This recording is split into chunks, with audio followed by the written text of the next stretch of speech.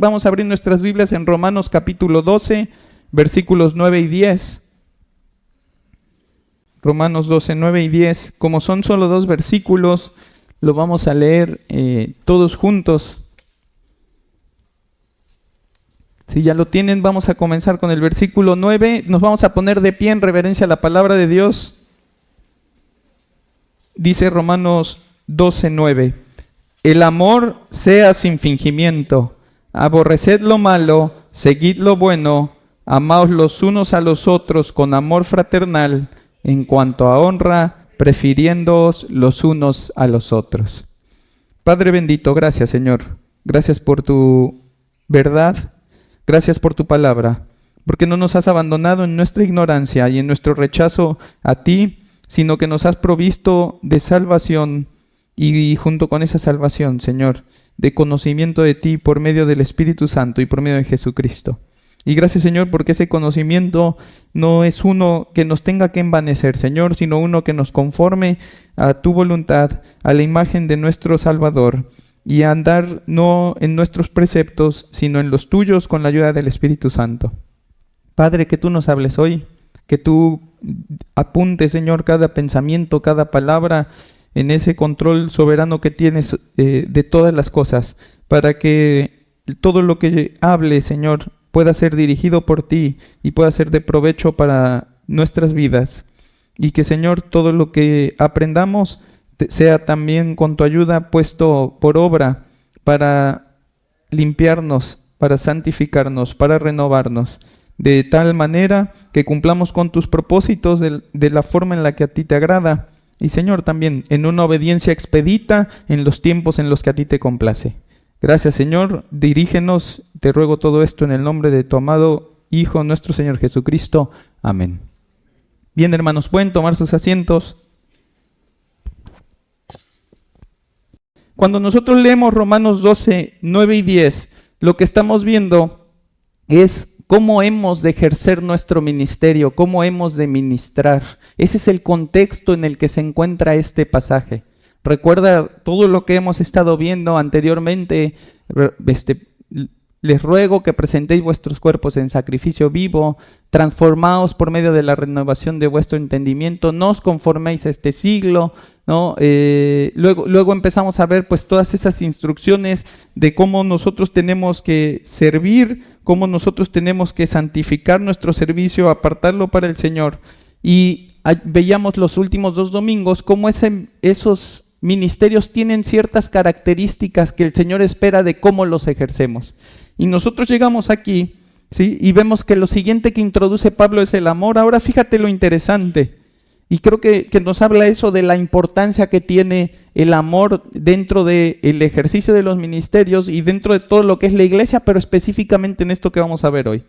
Primera de Corintios 12 y 14, recuerda que hemos estado hablando de esos pasajes que hablan de los dones, ¿no?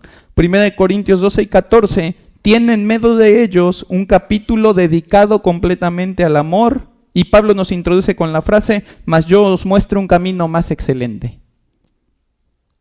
Y de ahí Pablo va a seguir hablando, ¿no? O sea, está hablando de los dones, nos dice que muestra un camino más excelente, habla del amor y después regresa y sigue hablando de los dones. Efesios 4, 11 y 14, que también nos hablan de los dones, le suceden a los versículos, o le suceden más bien los versículos 15 y 16, que concluyen con la afirmación, según la actividad propia de cada miembro, recibe su crecimiento para ir edificándose en amor. Primera de Pedro 4, 9 al 11, está precedido por, tened entre vosotros ferviente amor, porque el amor cubrirá multitud de pecados. Y fíjate, cada vez que se mencionan los dones, hay una mención ¿a qué? Al amor. Y Romanos 12 no es la excepción, es consistente la revelación de Dios vinculada al ejercicio de los dones. Después de ver cómo Pablo devela esos principios que rigen el ejercicio de mis capacidades sobrenaturales que me son regaladas por Cristo para la edificación de su cuerpo, el Espíritu Santo quiere que mi comprensión de ese ejercicio quede sólidamente vinculada a la verdad de que es el amor, o que el amor es indispensable para perseverar en mi función y mi responsabilidad hasta el regreso de Cristo. Y hermano, quiero decirte, cuando pensaba en el amor, pensaba de manera comparativa en lo que significa ser profesionales, ¿no? Y que nosotros no somos profesionales del cuerpo de Cristo. Cuando yo tuve oportunidad de inscribirme ahí en una universidad donde estudié y que me mandaran practicantes para que estuvieran ayudándome en las actividades que tenía, pues ellos llegaban y era evidente que lo que buscaban era poner en práctica todo lo que aprendieron, ¿no? Ellos querían perfeccionar esos conocimientos que habían adquirido, ahora llevarlos a la práctica y poder aplicarlo de tal manera que llevaran esa teoría a la acción. Sin embargo, una de las cosas que me di cuenta es que ellos, antes de perfeccionar su talento, necesitaban perfeccionar su comportamiento. Eran personas que a lo mejor eran muy talentosas, dibujando, hablando, preparando, convenciendo gente para un montón de cosas, ¿sí? Pero no tenían las características que los hacían personas profesionales. Ellos podían ser muy talentosos para ellos mismos, pero en el ámbito empresarial o de negocios carecían de lo que nosotros conocemos como profesionalismo. Así que gran parte de lo que yo les ofrecía a estos chicos era, además de darles la oportunidad de que desarrollaran sus talentos, era aprender a conducirse como profesionales en sus áreas para que fueran exitosos el día que quisieran buscar una empresa donde quedarse.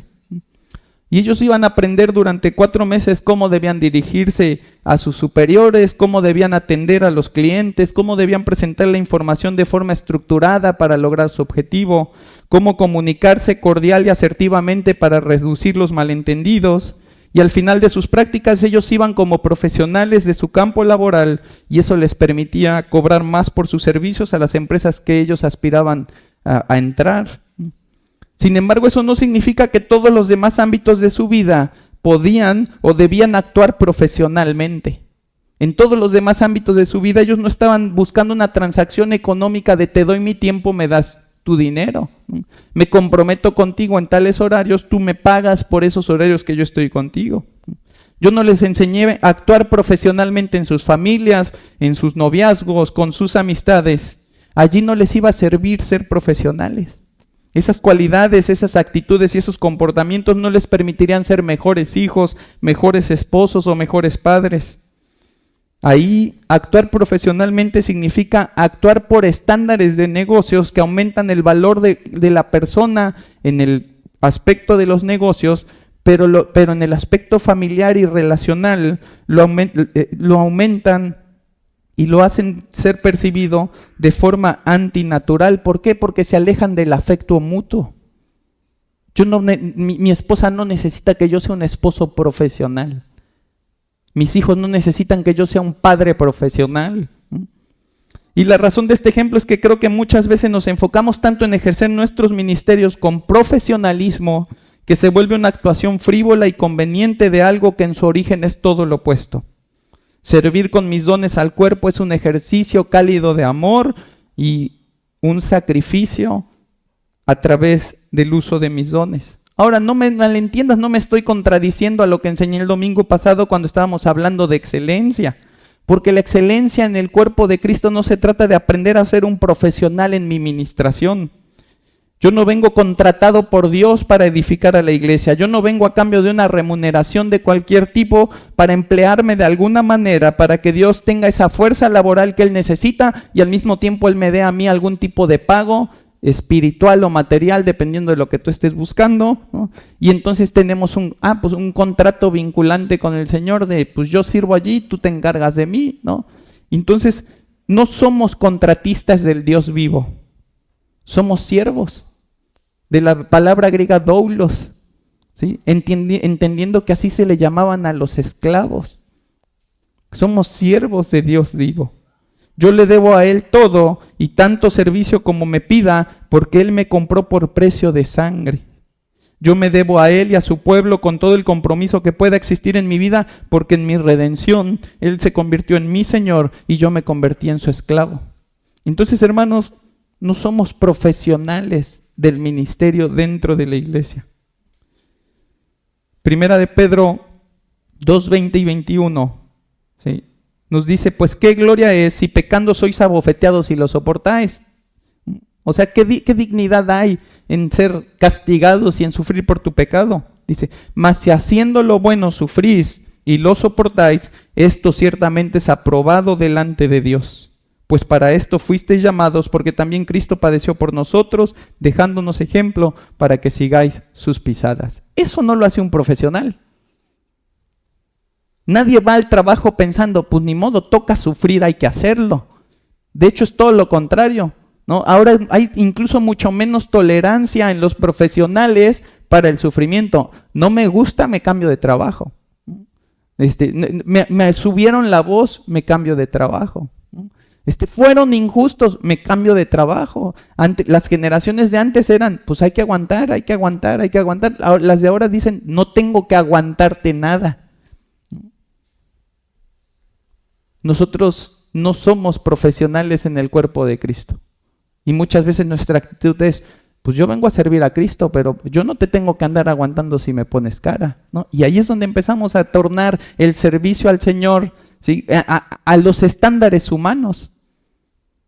Tengo que hacerlo como lo hacen en el mundo. Ese es el gran problema de querer profesionalizar la iglesia, de quererla ver como negocio, de quererla ver como empresa que necesita, y no digo que no necesite estructura, sí, pero necesita una estructura similar a la del cuerpo, no similar a la de una empresa. No necesita un director, no necesita un consejo, ¿sí? No necesita departamentos, no, necesita organizarse y estructurarse de tal manera que pueda funcionar como un cuerpo. Así que la exhortación de hoy comienza con un llamado a no vivir tu ministerio y tu fe dentro del cuerpo de forma profesional, sino de forma genuina. No de 10 a 2 y de 4 a 8, sino las 24 horas del día, los 7 días a la semana. Y para vivirlo genuinamente necesitamos hacerlo en amor, conforme a los términos en los que Dios define amor. Así que vamos a ver 4 comandos respecto al amor para servir en el cuerpo. Y el primero de ellos es, ama sin hipocresía. Cuando está diciendo el amor sea sin fingimiento, esa palabra fingir es del griego anhipócritos, de donde viene hipocresía, y el prefijo a, ¿sí? Es sin, ¿sí? Ama sin hipocresía. ¿Qué se entiende por hipocresía? Sin simulación, sin falsedad.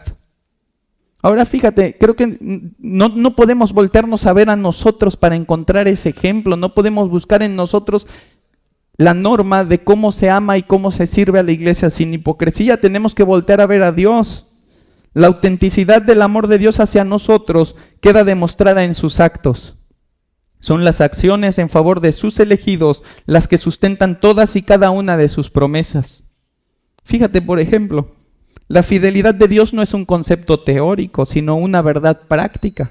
Sabemos que Dios es fiel porque Él se revela como alguien que es fiel. Sin embargo, esa revelación ha quedado demostrada consistentemente por sus obras de fidelidad hacia nosotros. De forma que afirmamos la fidelidad de Dios por fe, confirmamos la fidelidad de Dios por la experiencia. Fíjate cómo es genuino. Sería hipócrita que Dios dijera, es fiel, soy fiel, ¿sí? No cambio, ¿sí? Permanezco allí, y que a la hora de actuar, Él hiciera lo opuesto a lo que dijo. Eso es hipocresía. Lo mismo sucede con el amor de Dios. Afirmamos por fe que Dios nos ama porque Él reveló como parte de su voluntad y como una promesa verbal que quedó plasmada en la Escritura, ¿sí? Nosotros podemos afirmarlo, pero lo confirmamos, ¿sí? Cuando observamos materialmente ese amor encarnado en la persona de Jesucristo y cada una de sus acciones que nos expresan esa realidad. De tal forma que cuando decimos que Dios nos ama, no nos referimos únicamente a esa determinación unilateral de amarnos, sino a la expresión de ese amor por cada una de sus obras en favor nuestro. Entonces, cuando estoy hablando de amor sin hipocresía, estoy hablando de un amor que no solamente se declara, sino de un amor que se confirma. ¿Por qué? Por las acciones. Podemos afirmar que dado que la expresión verbal y escrita del amor de Dios es respaldada por sus acciones, en Él tenemos un amor que no es falso, que no es simulado y que no es hipócrita. Y dado que Él es así, su voluntad es que nosotros expresemos un amor similar. El imperativo de amar sin fingimiento es un llamado a respaldar nuestras expresiones externas con afectos internos y viceversa. Estoy diciendo Que te amo, te lo demuestro en mis acciones.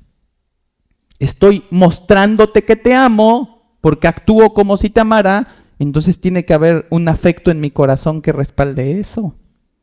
Ahora, hermanos, aquí es importante que hagamos una distinción respecto al objeto del amor.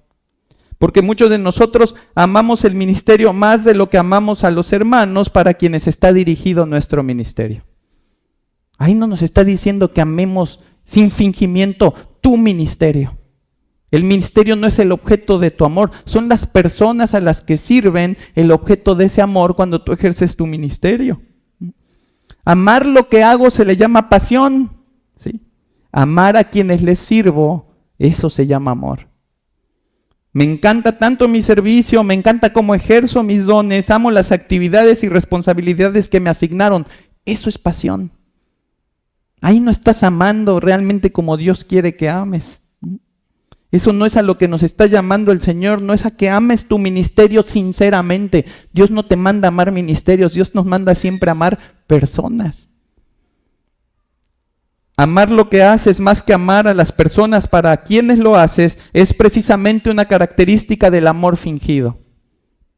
Lo haces con tanta entrega, con tanto sacrificio, con tanta intensidad, pero lo haces por ti. Lo haces porque te hace sentir bien, porque te provoca sensaciones agradables, porque te hace sentir realizado. ¿Y qué ven los demás en ti? Una pasión que los engaña y que los hace creer que los haces con amor a ellos, que te estás entregando demasiado a ellos, pero en realidad lo estás haciendo por ti, porque te genera ese golpe de ese arrebato de felicidad y de satisfacción de decir, pues les estoy sirviendo. Entonces, hermanos, tenemos que tener cuidado en no amar más el ministerio de lo que amamos a las personas a las que servimos con nuestro ministerio. El objeto de nuestro amor nunca ha sido las tareas que nos encomendaron. El objeto de nuestro amor siempre ha sido el cuerpo a quien esas tareas le benefician. Estás pretendiendo que los amas, pero en realidad te amas más a ti, ¿sí? ¿O amas más tu ministerio? ¿Y cuántos de nosotros no hemos convertido nuestro ministerio en un Dios falso? Date cuenta, y es muy sencillo, ¿cómo sé que mi ministerio es un Dios falso? Lo amo más que a las personas a las que le sirvo. Estoy más preocupado, y voy a agarrar de ejemplo a los de la alabanza, no es nada por ustedes, pero aquí tengo todo montado, ¿no? Estoy más preocupado por venir acá a hacerlo bien, que no me equivoque, que no me falle, ¿no? Que se escuche bien, que no digan al rato, no, ese del teclado no lo sabe hacer, ¿no? O ese que canta, que no, estoy preocupado por todo eso, pero no me importan nada los demás. Yo hasta puedo decir, Señor, lo hago por ti, pero si yo no lo estoy haciendo por amor a todos ustedes, el Señor no le está agradando que lo hagas por Él. Estás haciendo hipócritamente, estás ejerciendo hipócritamente tu ministerio, ¿sí? No, es que el Señor y yo, pues sí, nada más son el Señor y tú. La iglesia no importa, los hermanos no importan. Ese es el problema de los ministerios de alabanza en los que la iglesia apenas si se escucha. No importa si la iglesia canta o no, lo que importa es que acá se vea, que casi la gente quiera pagar entrada para venir a escucharlos. Entonces, todos los días, ¿no? Y con énfasis en las asambleas que tenemos, en las reuniones que tenemos, necesitamos hacer un examen riguroso de los motivos por los cuales servimos. ¿Me motiva el amor o me motiva lo que me hace sentir el servicio? ¿Me motiva la entrega sacrificial o me motiva lo que dicen de mí los hermanos cuando lo hago bien? ¿Me motiva que mi servicio sea útil a todos mis hermanos o me interesa que mi servicio sea útil a los hermanos con los que mejor me llevo? Imagínate, oye, pues ya, con tal de que mi hermano reciba la bendición, ese con el que me llevo bien, pues ya por eso vale la pena hacerlo. No, eso es amor hipócrita, es querer servirle a algunos y no a todos, porque ¿cuál es el cuerpo de Cristo? Es todos, son todos los que Cristo amó. Ahora, hermano, la hipocresía es hipocresía aún y cuando nadie se da cuenta. Nosotros tenemos esa noción que para que sea algo hipócrita, alguien tiene que decir, eso es hipócrita. Entonces ahí sí ya se prenden las alarmas. No, es que, no, sí, ya lo empecé a ver, no, ya empecé a notar que está siendo hipócrita. Ah, entonces sí está siendo hipócrita. No, no necesitamos que alguien venga y grite can can por mi hermano el hipócrita. La hipocresía es hipocresía cuando la ven los hermanos o cuando solamente la ve Dios. La hipocresía no sucede cuando alguien encontró la contradicción entre tus promesas de amor y tus obras de amor. Sucede cuando decidiste servir sin estar motivado por el amor. Y hermano, es tan real que esto sucede en iglesias y en iglesias de cualquier tipo, ¿no? Las iglesias reformadas y las iglesias que enseñan las doctrinas de la gracia no se salvan de esto, que Dios nos mandó, sí, y nos lo dejó escrito allí en Romanos, a amar sin simulación. Pero no solamente nos mandó a eso. ¿A qué crees que nos mandó el Señor? Fíjate qué dice después en el versículo 9. Dice, aborreced lo malo y seguid lo bueno. Ahora, muchos de nosotros hemos utilizado ese versículo como si fuera 9, 9.5 y 10. Lo separamos de lo que está hablando realmente el versículo y lo usamos de forma general sin estar equivocados. Pero pensamos que ese versículo nos está hablando que tenemos que odiar el pecado y que tenemos que amar la justicia. Sí lo está diciendo, pero lo está aplicando directamente al amor sin fingimiento. No solamente Dios nos dice amen sin fingimiento, sino está diciendo odien el amor falso. Aborrezcan el amor falso. No es suficiente con que se esfuercen por amar sin hipocresía, sino que tienen que odiar el amor falso. Aborrecer, del griego apostigeo, que significa detestar algo con horror. Es la única vez en el Nuevo Testamento que esta palabra es utilizada. En 44 ocasiones Jesús menciona la palabra aborrecer y 42 de ellas se refiere al término miseo que utiliza Jesús cuando dice el que no aborrece padre y madre no es digno de mí. No es el mismo concepto. Lo que está diciendo Jesús utilizando ese concepto es el que ama más que a mí, a padre y madre, no es digno de mí. ¿Por qué? Porque en el Antiguo Oriente tú no puedes amar a dos personas con el mismo amor. Tienes que preferir a una. Y cuando tú determinas a quién amas más, en automático, sin que lo declares, se entiende que al resto lo amas menos. Y para ellos eso es aborrecer. Para ellos eso es no odiar como nosotros lo conocemos, sino amar menos que. Entonces, no está diciendo y no está usando Pablo esa palabra que Jesús utilizó, ¿no? Está usando una palabra que tiene una raíz que se menciona en Tito 3:3 para afirmar que en otro tiempo nos odiábamos, nos aborrecíamos unos a otros. Es ese mismo concepto de odiarse con horror, de detestarse. El énfasis de la palabra aquí es detestar ese amor falso e hipócrita con vehemencia. No lo vas a encontrar, no vas a encontrar que Dios te mande a eso en otro lado del Nuevo Testamento. No hay otro mandamiento que emplee este énfasis en el Nuevo Testamento y el único momento en el que tú y yo podríamos emplearlo adecuadamente en nuestra vida sería para odiar también nuestro propio pecado. Ese sí lo puedes aborrecer con horror, ese sí lo tienes que aborrecer con horror, pero lo que está diciendo aquí Pablo es, ese amor falso, ese amor hipócrita, dice, lo tienes que detestar con horror, lo tienes que odiar con todas tus fuerzas. Y quiero volver a hacer el ejercicio de definir cuál es el objeto de ese odio. Ya vimos cuál era el objeto del amor, no es amar mi ministerio, es amar a mis hermanos. El objeto de este odio no es odiar a mis hermanos que están mostrando un amor hipócrita. Es odiar al amor hipócrita, odiar ese amor fingido, ¿sí? No estamos recibiendo un permiso de Dios para odiar al hermano que actúa con amor hipócrita. Estamos recibiendo una orden de aborrecer al amor hipócrita. Y la pregunta que nos podríamos hacer es, ¿de qué me sirve odiar el amor hipócrita? No, a mí déjame odiar a mi hermano, pues el amor, ¿qué? ¿No? El que lo hizo fue él, no. Dios nunca nos va a comandar a odiar a alguien. Es todo lo contrario. Dios nos manda a amarlo y amarlo a pesar de todo como Él nos amó a nosotros. Amarlo con un amor irrestricto como Él nos amó a nosotros. Amarlo con una entrega sacrificial como Él nos amó a nosotros. Entonces, ¿qué sentido tiene que te diga que detestes, que aborrezcas ese amor hipócrita?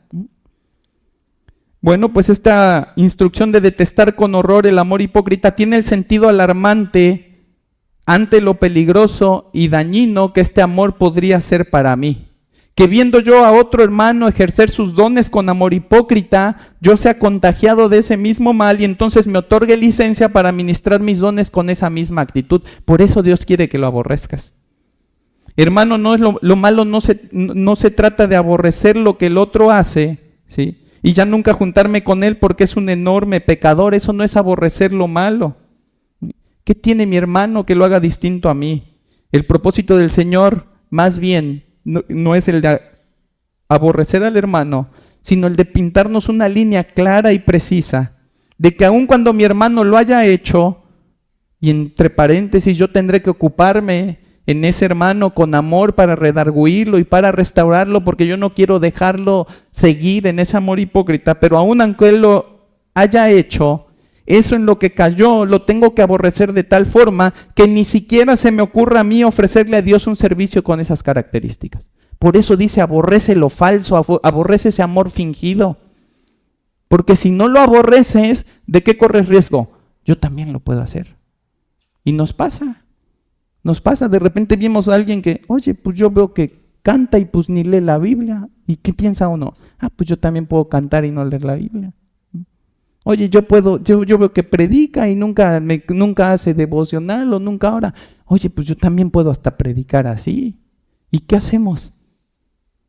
En vez, ¿sí?, de alejarnos de lo malo, de aborrecerlo y distanciarnos para no caer en esas actitudes pecaminosas, ¿qué hacemos? Las abrazamos, las adoptamos. Entonces no se trata de aborrecer a las personas, sino de aborrecer la actitud que puede hacer de mi servicio un acto miserablemente pecaminoso que dañe mi vida y la vida del cuerpo de Cristo. Por eso dice aborrecer lo malo. No quiero imitar eso que mi hermano está haciendo, me tengo que distanciar de ese amor falso, ¿no? En lugar de imitar ese amor falso, debo imitar el amor genuino. Y por eso va a decir después, retened lo bueno. Está hablando de dos tipos de amor, el amor fingido y el amor no fingido. ¿Y qué dice? Cuando veas el amor fingido, ¿qué tienes que hacer? Aborrecerlo. Y cuando veas el amor verdadero, ¿qué tienes que hacer? Retenerlo. La palabra utilizada allí, colao, quiere decir adherirse o apegarse. No sé si lo sabes, si lo has escuchado alguna vez cuando le llaman al pegamento cola, ¿no? Es esa idea, apegarse a, ¿no? Pégate a lo que es bueno, adhiérete a lo que es bueno. Y para que nos quede más claro, les quiero poner un ejemplo. ¿Quién de ustedes detesta a lo mejor a las cucarachas, a los ratones, a las mariposas negras? ¿Qué más? Arañas, ¿no? ¿Sí? ¿Y qué hacen cuando ven una? ¿Qué les despierta? Repulsión, ¿no? No quiero estar cerca, no quiero ni siquiera verlo, ¿sí? ¿Y qué trato de hacer? Pues que venga mi esposo, ¿no? El súper valiente, ¿no? Que venga a encargarse de ese problema porque yo no puedo ni siquiera verlo, no tengo estómago para verlo. Esa es la idea detrás de aborrecer el amor fingido, es no tengo estómago ni siquiera para verlo, pero hacia el amor fingido, no hacia el hermano. Nuestro problema es que vemos a alguien que es hipócrita y casi nos queremos ir de la iglesia, ¿a poco no? No. Si él es así, toda la iglesia es así. Y se nos olvida que hay un espejo, ¿verdad?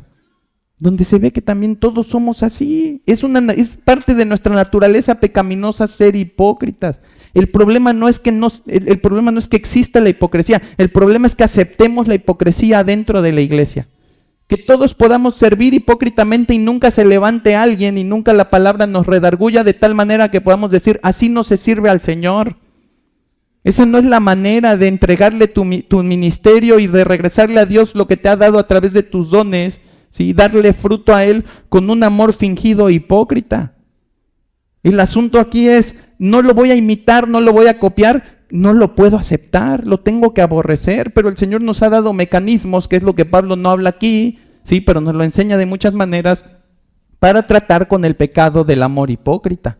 Y todos los mecanismos que tienen que ver con el tratamiento del pecado no empiezan expulsando al hermano y declarándolo como el hipócrita de la iglesia. ¿Cómo empiezan? Si alguno ha pecado contra ti, ¿qué tienes que hacer? Tienes que ir y hablar con él, tienes que decírselo, eso es lo que te manda el Señor. No le pongas la etiqueta, no te la guardes, no te pongas los lentes de... Yo puedo ver cuáles son hipócritas. El Señor ya sabe que todos lo somos. No eres el gran vidente de la iglesia que descubre los corazones falsos. Todos tenemos corazones falsos.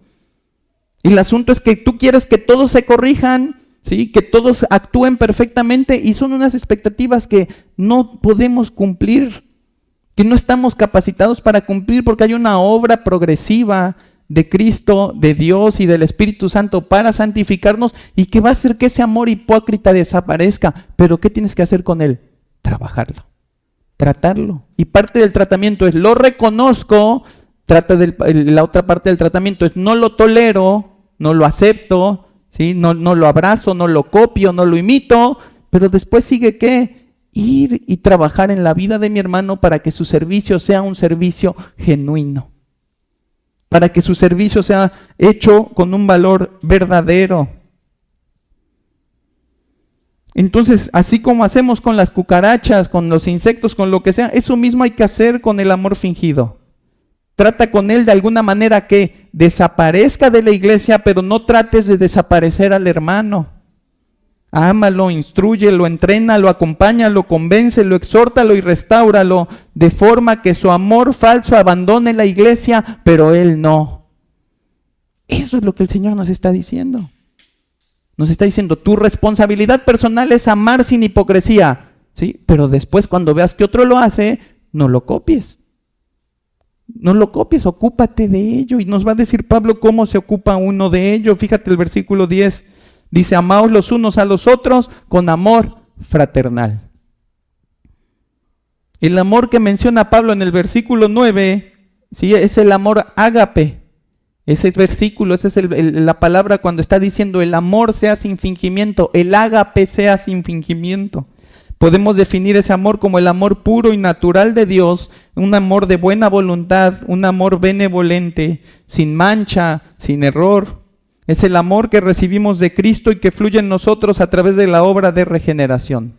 Sin Cristo, ningún hombre conoce este amor, ¿sí? Y mucho menos puede amar de esta manera, porque es un amor que viene de la comunión con Dios, es un amor que nace del Espíritu, no de la carne. Por eso cuando enseñamos sobre matrimonios y vemos y hablamos de matrimonios que perseveran por la gracia general de Dios, pero no porque tengan el amor de Cristo en ellos.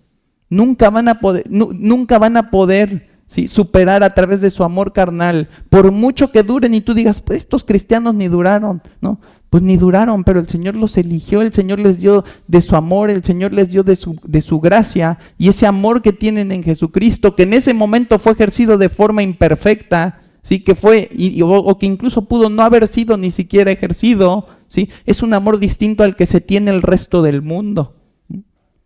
Ese amor perfecto y puro encuentra su expresión derivada en el amor que se nos instruye aquí, que es un amor distinto, es el amor filos o el amor filial. Eso es lo que dice cuando dice amaos los unos a los otros, dice filostorgos. Nos habla de un amor tierno, de un amor que es amable. Esa es la instrucción que nos da aquí. El amor que se muestran unos a otros, que brota del amor ágape que han conocido y que han recibido por medio de Jesucristo, y que es el amor que está perfectamente descrito en 1 Corintios 13, encuentra un camino a través de ustedes para que se exprese en amor tierno y amable hacia sus hermanos. Todo mundo tiene amor filos, ¿sí? Sean creyentes o no sean creyentes, todo mundo tiene amor filos, ¿no? Hay un amor filial. Amas a tus padres, amas a tus hijos, amas a tus hermanos, unos más, otros menos, pero hay un amor filial, ¿sí? La diferencia del amor del creyente es que ese amor filial nace del amor ágape de Cristo. Eso es lo que hace diferente nuestro amor filial. Vamos a leer 1 Corintios 13, 4 al 7. Y vamos a hacer una distinción entre lo que es el amor fingido, hipócrita, ¿sí? Ese amor filial que nace de un amor que no viene de Cristo, y del amor genuino que nosotros encontramos en Cristo para ser expresado de manera filial entre nosotros como hermanos. Fíjate, dice, a ver si alguien me ayuda allí a leerlo. Mauricio, ¿me ayudas con voz de arco? Entonces fíjate este amor. Este amor, ¿sí?, tiene su origen en Cristo, tiene su origen en Dios. Ninguno de nosotros puede amar así perfectamente. No podemos amar así sin Cristo. Necesitamos de Cristo, necesitamos de comunión con Él, necesitamos de ser, recibir de Él todos esos dones y todas esas bendiciones espirituales para poder amar así, ¿sí? Pero ese amor ágape que Cristo ha vertido en ti, tú no lo puedes mostrar, ¿sí? Tú no lo puedes hacer visible, a menos que lo ejerzas a través del amor filial, de ese amor tierno y compasivo con el cual tratas a tus hermanos. Y entonces fíjate cómo, qué es, ¿no?, la diferencia. El amor fingido causa placer, el amor genuino causa dolor. El amor fingido obra maldad, el amor genuino actúa con benignidad. El amor fingido es envidioso, el amor genuino disfruta de la prosperidad del otro. El amor fingido es orgulloso y se envanece, el amor genuino es humilde y nos amansa. El amor fingido hace cosas indebidas, el amor genuino guarda las cosas debidas, guarda los mandamientos, los principios de Dios. El amor fingido es egoísta, el amor genuino es abnegado. El amor fingido se irrita, el amor genuino trae paz. El amor fingido guarda rencor, el amor genuino perdona. El amor fingido se deleita en la maldad, el amor genuino se goza en la verdad. El amor fingido se abstiene de cualquier sufrimiento, el amor genuino está dispuesto a todo sufrimiento. El amor fingido se rige por la carne, el amor genuino lo cree todo con fe. El amor fingido es impaciente, el amor genuino es paciente. El amor fingido es débil, el amor genuino lo soporta todo. Entonces, ¿cómo? Y otra vez, 1 Corintios 3, ¿en qué contexto está? En el contexto de los dones. ¿Cómo debo ejercer mis dones? Ahí están las dos opciones. Lo ejerzo con amor genuino que viene del amor ágape de parte de Dios, expresado a través de mi amor filial hacia mis hermanos, o lo hago con amor fingido, que es, pues toma amor de donde quieras, como quiera que lo hagas lo vas a hacer mal. No importa ya. Si tu fuente de amor no es Cristo, no importa de qué manera sirvas, lo vas a hacer mal. Por eso hay que aborrecer ese tipo de amor, porque ¿a quién no trae representando? A Cristo.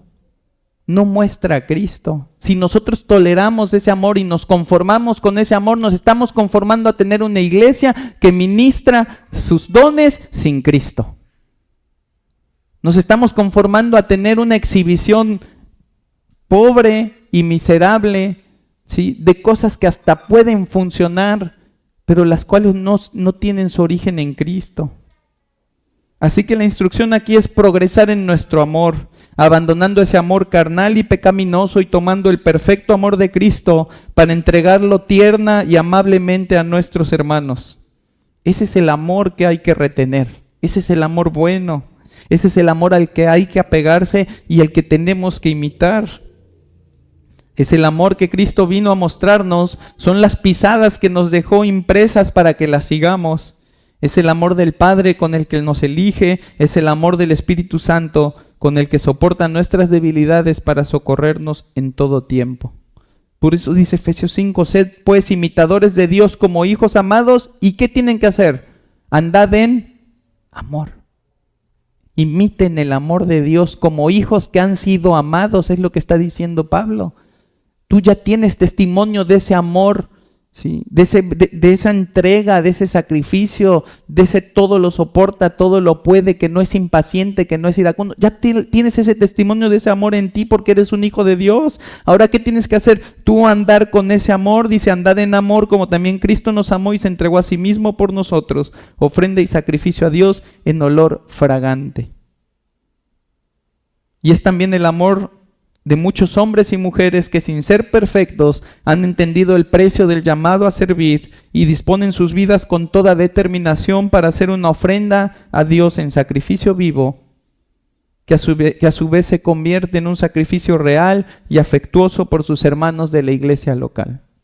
Cuando hablaba con los hermanos allá y les decía que pasamos de 7 a casi 20 ministerios, les decía, hermanos, gracias a Dios, porque antes nosotros pues decíamos, las cosas pasan y ya, ¿no? Hay reunión de matrimonios, llego y me siento, ¿no? Y si llevo Biblia, pues ya la hice, abro mi Biblia, ¿no? Hay reunión de estudio en casa, ¿qué hago? Llego y me siento, ¿no? ¿Qué más tengo que hacer?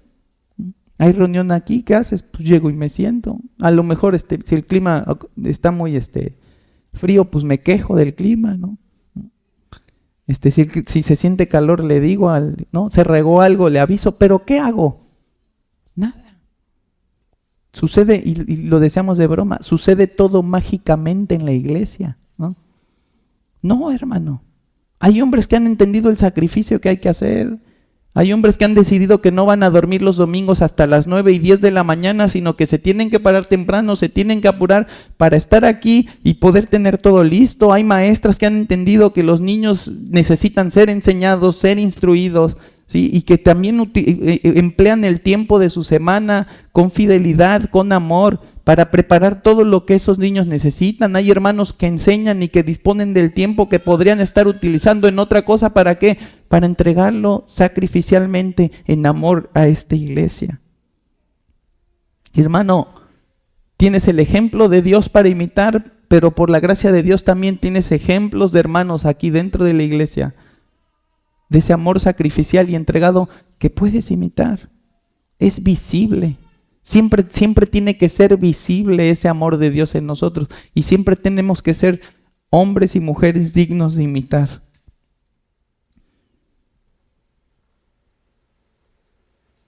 Mi hermano, el amor fingido del hermano inmaduro necesita tu paciencia y amor genuino. Y si no lo tienes, pon tus ojos en Cristo y apóyate de esos hermanos fieles y obedientes que han aprendido a sacrificar sus deseos para poder amar como su Señor lo hace. De unos vas a tener que tener compasión y paciencia, de otros vas a poder tomar ejemplo. Pero no te atrevas nunca a rechazar a ninguno de los que Cristo no ha rechazado. Primera de Pedro 1:22 dice, habiendo purificado vuestras almas por la obediencia a la verdad, mediante el Espíritu, para el amor fraternal no fingido, amaos los unos a los otros entrañablemente, de corazón puro. Es el mismo concepto.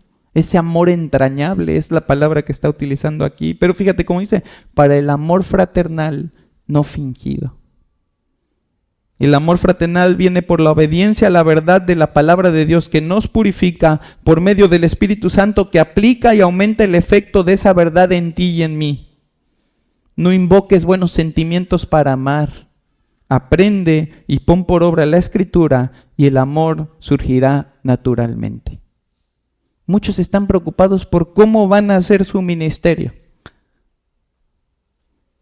¿Cómo puedo hacer mi ministerio? Hermano, creo que nos estamos preocupando de lo equivocado. Nos estamos centrando en lo que no nos ayuda a caminar. Preocúpate por amar. Cuando tú ames a tu hermano con el corazón con el que Cristo lo ama y ves la necesidad que tiene y Dios haya puesto en ti los dones para suplir ese tipo de necesidades, ¿qué crees que va a suceder? Lo vas a hacer. No te tienen que enseñar cómo ejercer tu ministerio. Aprende a amar. Aprende a amar. ¿Y qué vas a hacer? Te vas a dar. Te vas a entregar por amor al hermano. Vas a dejar de pensar primero en ti. Vas a dejar de pensar en si puedes hacerlo o no puedes hacerlo. Vas a dejar de dudar. ¿Qué vas a hacer? Te vas a entregar. Y ahí es donde se empieza a ejercer el ministerio correctamente. Ahí es donde se empieza a descubrir el ministerio. El problema de que no sabemos qué don tenemos es que no tenemos suficiente amor para servir a los hermanos. Queremos que me aparezca así como que una pantallita, una cosa, uno que le raspe y que diga ahí qué don tengo. Ama. Entrégate. Sacrifica de tu tiempo, sacrifica de tus recursos, sacrifica de tus descansos. Ve qué necesita el hermano y hazlo. Ahí vas a descubrir qué don tienes. A lo mejor dices, tengo el de servicio y le voy a dar una ayudadota llevándolo de chofer. Y no sabes si en el camino el Señor y el Espíritu Santo ponen palabra en ti para que lo animes a través de la palabra. Pero ¿qué tienes que hacer? Amar. Por eso todos los pasajes de la Escritura que hablan de dones tratan primero del amor. Por eso Pablo dijo, les muestro un camino más excelente. Porque si no amas antes de servir, no sirves para amar. Si no amas antes y te preocupas porque sea el amor lo que te motiva a hacer lo que tienes que hacer dentro de la iglesia para que la iglesia esté bien, para que seas tú el brazo, la mano, el dedo que ayuda a la iglesia para que esté bien delante de su cabeza. Hermano, puedes dejar tu vida aquí y ¿de qué crees que va a servir? De nada. Son las obras de heno y hojarasca que van a ser pasadas por fuego delante del Señor y no van a sostenerse. ¿Por qué? Porque no lo hiciste en el amor de Cristo. Nunca lo hiciste con amor sacrificial. Entonces, el tercer punto es ama progresivamente. Comienza con ese amor que Cristo ha puesto sobre ti y llévalo a lo último de tus miembros. Llévalo a lo último de tus afectos, llévalo a lo último de tus pensamientos, externalo, ¿sí? Ama a tus hermanos con ternura, con amabilidad. ¿Por qué? Porque es el amor de Cristo que rebosa en ti hacia ellos. Y por último dice, en cuanto a honra, prefiriendo los unos a los otros. ¿Qué es esto? Ama con preferencia. Cuando Pablo habla de honra, nos está hablando de la deferencia. Definimos la deferencia como la acción de considerar a otro sobre uno mismo, ¿sí? Es esa actitud en la que si dos van a pasar por la puerta, uno se quita para que el otro pase primero aunque vaya adelante. No es como la cola del bienestar, que de repente todos se pelean para estar hasta adelante, ¿no? No, pásale, hermano, eres más importante que yo. Eres más valioso que yo para el Señor, ¿sí? No es que el Señor no me ame, ¿sí? Es que yo sé cuánto te ama a ti, ¿no? Y te ama tanto que yo te quiero dar a ti tu lugar.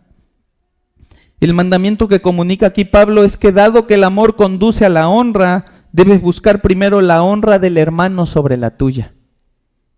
Cuando sirvo al cuerpo con mis dones, tengo que hacerlo de tal forma que no sea yo quien se honre a sí mismo por la manera de hacerlo, sino que sean los hermanos quienes se sientan honrados por la manera en la que les ministro. Ese es el asunto. Esa es la honra, que te prefieras unos a otros. Prefiero que mi hermano se sienta honrado por mi servicio a yo sentirme honrado por la forma en la que le serví. Prefiero que mi hermano, ahora sí, le gané el brinco. Él me iba a abrir la puerta, pero ¿qué crees? Se la abrí yo primero. No porque le quiera ganar en todo, como de repente nos pasa con los chiquitos, ¿no? Que para todo quieren ganar. No, sino porque es tanto más importante para mí su vida que la mía, que ¿qué hago? Primero voy yo. Eso es lo que hizo Jesús con sus discípulos. ¿Quién merecía ser lavado de los pies? Cristo. Era el único que merecía ser lavado de los pies. Ninguno más lo merecía. ¿Quién fue el que lo hizo? Cristo. Es esa honra, es esa preferencia que Cristo tuvo sobre los suyos que sobre su propia vida. No estimó ser igual a Dios como cosa que aferrarse, sino que se despojó. Ese es despojarse. Me quito de mi orgullo, me quito de mi vanagloria, me quito de la importancia que yo tengo en el cuerpo, porque es más importante que Él se sienta honrado, que Él se sienta amado, que Él se sienta cuidado, edificado. La actitud que nos debe gobernar es: yo te honro a ti con mi servicio. No es un intercambio de honras, no es como los tazos, no es como hoy te doy uno, me das uno, no. No es como, mira hermano, yo te honro a ti, tú me honras a mí y entonces los dos nos vamos honrados. No se trata de honrar para ser honrado, sino de honrar sin importar si seré honrado. Ese es el problema que muchas veces tenemos. Es que yo le hice todo. Yo llegué y saludé, yo le di abrazo, yo hasta le cedí mi silla, se le puso rebelde el niño, se lo cargué, pero él nunca me hizo nada para mí, no me ayudó en nada, ¿sí? Vio que se me cayó el refresco y no trajo papel para limpiar. Es esa la actitud. Es la actitud que tenemos que evitar, no es, a ver, te sirvo y ahí le tiré tantito refresco para ver si ahora tú me vas a servir. No estamos poniendo en examen a nuestros hermanos. No somos nosotros los jueces del servicio, el servicio es para el Señor. Yo me entrego, yo me doy, yo lo honro. ¿Me va a honrar Él a mí? No sé, pero yo soy feliz porque ya le di el servicio que, ¿qué crees? Cristo lo hubiera hecho por Él. Ese es el problema cuando no entendemos nuestro servicio, que creemos que estamos dando de lo nuestro para Él, cuando en realidad nuestro servicio es, estamos dando de lo de Cristo para ellos. Si yo hago un sacrificio es porque Cristo, si estuviera aquí, lo estaría haciendo, pero dado que Él no está aquí y está sentado al lado del Padre y que a ti te compró por precio de sangre, Él quiere que tú lo hagas. Él dispuso que tú lo hagas. Él como tu Señor y tú como su siervo ha dispuesto que el que se agache y le lave los pies seas tú. Esa es la honra, esa es la preferencia. Ese es el dar el lugar, el despojarme de mi orgullo y de pensar que mi posición en el cuerpo es más elevada que la de los demás. Y entonces lo que necesitan hacer los hermanos, si quieren servir adecuadamente, es servirme a mí. Eso es. Parece como que muy tonto cuando lo digo, pero así lo vivimos. Parece demasiado básico, demasiado sencillo, pero así nos comportamos. Bajo ese principio de entrega incondicional, no solamente seré honrado por mis hermanos cuando ellos me sirvan amorosamente, sino que seré honrado por mi Señor cuando Él se agrade en mi actitud y mi servicio. Juan 12:26 dice, si alguno me sirve, sígame, y donde yo estuviere, allí también estará, ¿qué? Mi servidor. Si alguno me sirviere, mi Padre le honrará. ¿Qué está diciendo Cristo aquí? ¿Sí? Si alguien me sirve a mí, ¿sí? ¿En qué se convierte? En mi servidor. ¿Sí? ¿Y cómo quiere ser Cristo servido? Dado que no podemos subir a su presencia en este estado carnal y pecaminoso y entregarle toda la gloria y servicio que le podíamos entregar a Él, entonces ¿a quién le servimos? A la iglesia, a su cuerpo, a su esposa, porque eso es lo que Cristo ama. Eso es lo que Cristo ama. A lo mejor alguna vez te pasó que de repente en tu trabajo un día trae el jefe a su hijo, ¿no? Y el niño anda ahí por todos lados y el jefe está bien ocupado. ¿Cómo le sirves al jefe en ese momento? ¿A qué le cuidas? Al niño. Es lo mismo dentro del cuerpo de Cristo. Nuestra cabeza nos ha encomendado para el cuidado de su cuerpo. ¿Cuál es la bendición? Que no estoy contratado, no soy outsourcing y entonces me pagan para cuidar al cuerpo. La bendición es que yo soy parte de ese cuerpo. La bendición es que cuando yo lo cuido a ellos, me cuido a mí. Cuando yo me sacrifico por ellos, ¿por quién me estoy sacrificando? Por mí, porque formo parte de Él. Cuando yo santifico al cuerpo, me estoy santificando a mí. Cuando yo edifico al cuerpo, me estoy edificando a mí. Y no estoy haciendo mi obra, estoy haciendo la obra de mi Señor. Hermano, esa es la enseñanza que Pablo nos da respecto al amor. Ama sin fingimiento. Aborrece el amor que es falso, ama progresivamente, empieza de adentro y después muéstralo a través de ese amor filial, ese amor fraternal. Y por último, ama con preferencia. Que tu servicio siempre se trate de ellos, que nunca se trate de ti. Y eso es lo que el Señor quiere de nosotros, esa es la manera en la que Él quiere que nos sirvamos, porque de otra manera es inútil. De otra manera no sirve de nada que sirvamos. De otra manera estamos condenando al cuerpo a vivir con un amor fingido, que Dios quiera que el cuerpo se dé cuenta pronto y lo aborrezca. Pero ¿y si no? ¿Cuánto tiempo vas a estar tú ensuciando, contaminando el cuerpo de Cristo? Porque nunca estuviste dispuesto a entregarte a Él sacrificialmente y siempre pensaste que de lo que se trata la vida en el cuerpo es que todos se sacrifiquen por ti. Vamos a ponernos de pie, voy a terminar con una oración y después le voy a dejar el lugar a nuestro hermano Ángel que nos estará compartiendo una bendición final. Padre bendito, gracias Señor. Gracias porque cuando hablamos de amor tenemos en ti el ejemplo perfecto de ese amor. Y no solamente lo tenemos registrado, Señor, en la Escritura, que sería suficiente, Padre, aun si eso fuera lo único que tuviéramos. Pero Padre, somos receptores, somos vasijas, donde tú has vertido todo ese amor de forma práctica, de forma tangible. Hemos recibido la gracia por medio de Jesucristo para ser traídos de muerte a vida. Hemos recibido el perdón de nuestros pecados para ya no vivir bajo condenación. Hemos sido justificados y declarados limpios delante de ti por los méritos de tu Hijo. Y Señor, aún continúas en nosotros amorosamente una obra por medio del Espíritu Santo que nos aparta del pecado, que nos conduce a la eternidad, que nos esfuerza cuando somos débiles y que nos permite perseverar en esta salvación que hemos recibido por gracia. Pero Señor, cuán necesario es que nosotros reflejemos ese amor que tú nos has dado por la manera en la que amamos a tu iglesia y por la manera en la que ejercemos nuestros dones en amor. Padre, guárdanos de ministrar con un amor fingido a nuestros hermanos, de aparentar amor, de decir que amamos. Señor, hasta creer que sentimos amor, pero que en realidad nada de lo que hacemos muestra ese amor que vemos en 1 Corintios 13, Padre. Señor, ciertamente hay tanto que analizar, hay tanto que pasar bajo la lupa y tanto que cambiar para que nuestro amor a ti sea un amor genuino y para que nuestro amor y servicio a nuestros hermanos sea también genuino, que te pedimos, Padre, que tú estés obrando en nosotros durante la semana, colocando continuamente con la ayuda del Espíritu Santo estos pensamientos en nuestra mente, en nuestro corazón. Porque, Padre, tú esperas obediencia, tú esperas conformidad, tú esperas que una vez que hemos escuchado esto, lo pongamos por obra.